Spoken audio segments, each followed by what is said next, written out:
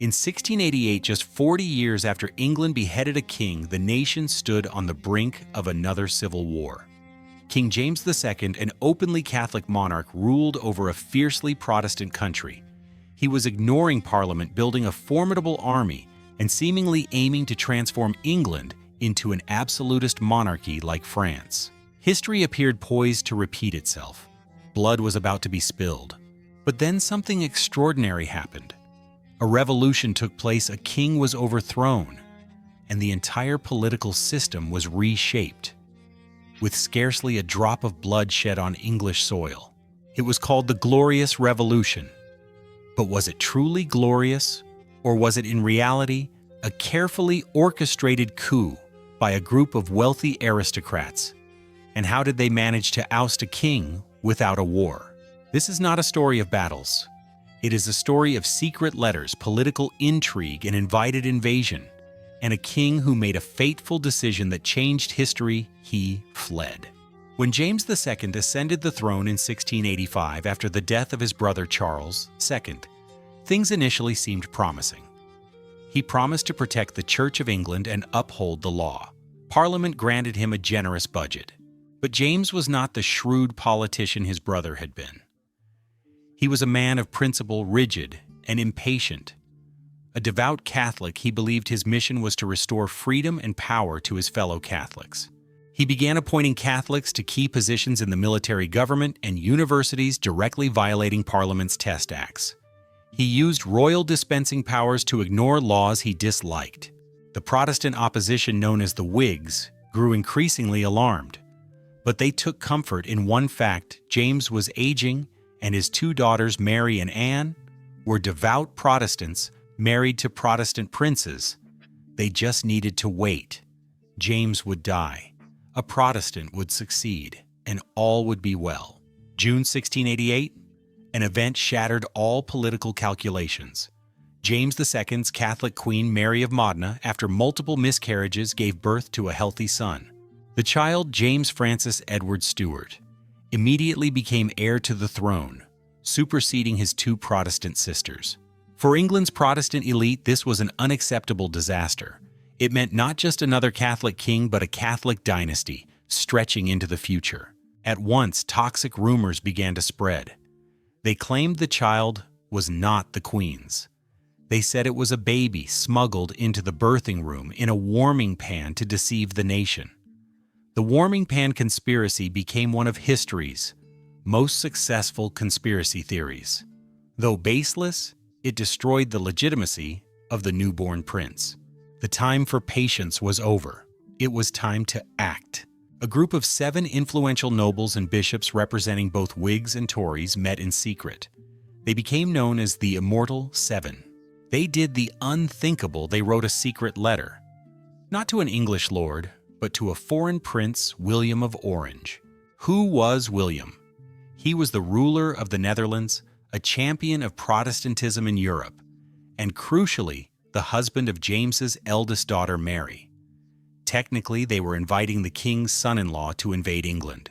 The letter claimed that the English people were fed up with James's rule and would support William if he arrived with an army to protect the Protestant faith and liberties.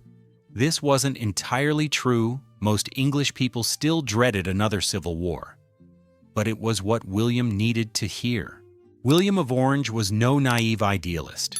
He had his own agenda. He was locked in a life-or-death struggle against the mighty King Louis XIV of France, and he needed England's financial and military resources. The Immortal Seven's invitation was a golden opportunity. It allowed him to intervene in England, not as a conqueror, but as a savior. In November 1688, William assembled a massive fleet larger than Spain's Armada 100 years earlier and landed at Torbay on England's southwest coast. He declared he came not to conquer, but to secure a free and lawful parliament. A foreign army was on English soil. King James had an even larger army. A bloody clash seemed inevitable. So why did a civil war not erupt? If you want to explore the psychological shock that brought a king to his knees, subscribe and turn on notifications. This is the pivotal moment of the Glorious Revolution. King James II marched west to confront William. Militarily, James held the advantage. His army was larger and well-equipped. But then something worse than battlefield defeat occurred: betrayal. One by one, his closest officers and nobles began defecting to William's side. John Churchill, his most talented general, later the great Duke of Marlborough, abandoned him. The most devastating blow came from his own family. His younger daughter, Princess Anne, secretly fled London to join the rebels. When James heard the news, he is said to have cried out in despair, "Even God has forsaken me. Even my own children have forsaken me." This psychological shock broke him. He recalled his father, Charles, his fate. Paralyzed by fear of civil war and the prospect of capture and trial, his fighting spirit collapsed. He ordered his army to retreat to London. William did not want to make James a martyr. He wanted James gone. William deliberately left an escape route open. His army advanced slowly toward London, applying pressure but avoiding direct confrontation. In a panic, James did exactly what his opponents hoped.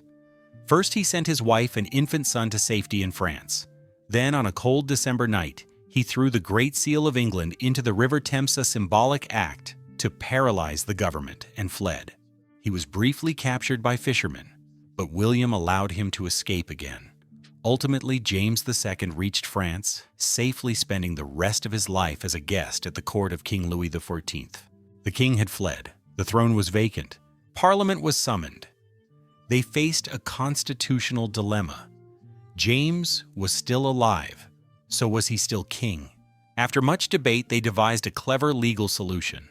They declared that by fleeing, James II had abdicated the government, and thus the throne was vacant. Now they could fill the vacancy. They offered the crown not only to William's wife Mary, the rightful heir, but to both William and Mary to rule jointly as co-monarchs. This was unprecedented. Power would be shared.